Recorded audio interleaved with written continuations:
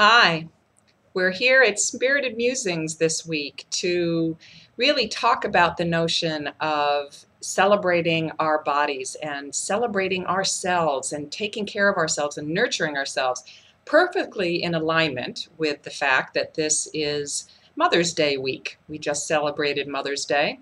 And whether or not you are a biological mother, you have a mother. And we all, in some way or another, embrace the principles of nurturing, of creativity. Any kind of mothering that we do is really an act of creation. So whether or not you've given birth actually to a child, you have mothered, you have nurtured, you have given birth to any number of ideas, books, projects, businesses. We all have that creative force within us.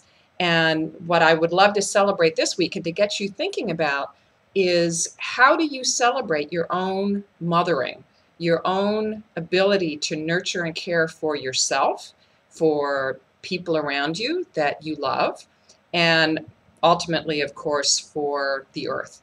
Now, Mother's Day itself actually derived out of something called Mothering Day from the 1600s in England.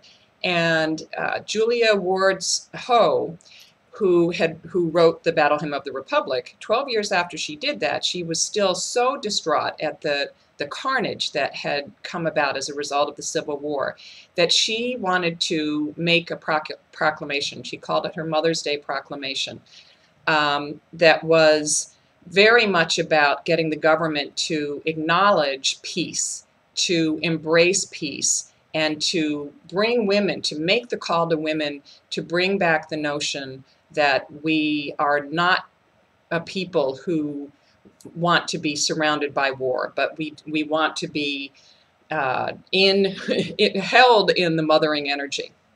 So if we take that, I want to ask you, and the questions that I want to ask for you this month are, how do you take care of yourself? How do you nurture yourself mentally, physically, emotionally, spiritually? Take a moment to think about that. And this will really be a theme. It's something very important to me. My book, Circle of One, The Art of Becoming a Self-Centered Woman, is really all about how we come back to ourselves, to our core selves, what I call your circle of one. And it's all about how we mother ourselves, how we nurture ourselves, and how we must do that first before we can take care of everybody else, and before we can make the difference in the world that so many of us are committed to making. So play with that. Maybe do a little journaling. Think about how you, in this week of Mother's Day, allow yourself to mother yourself, regardless of your relationship with your own mother, whether she's living or not, whether you have or had a good relationship with her. Allow yourself to be your own mother and think about what it is that you have nurtured, what it is in the world, and how it is that you want to nurture your mind, body, heart, and spirit this week. Enjoy, and I'd love to hear what you come up with.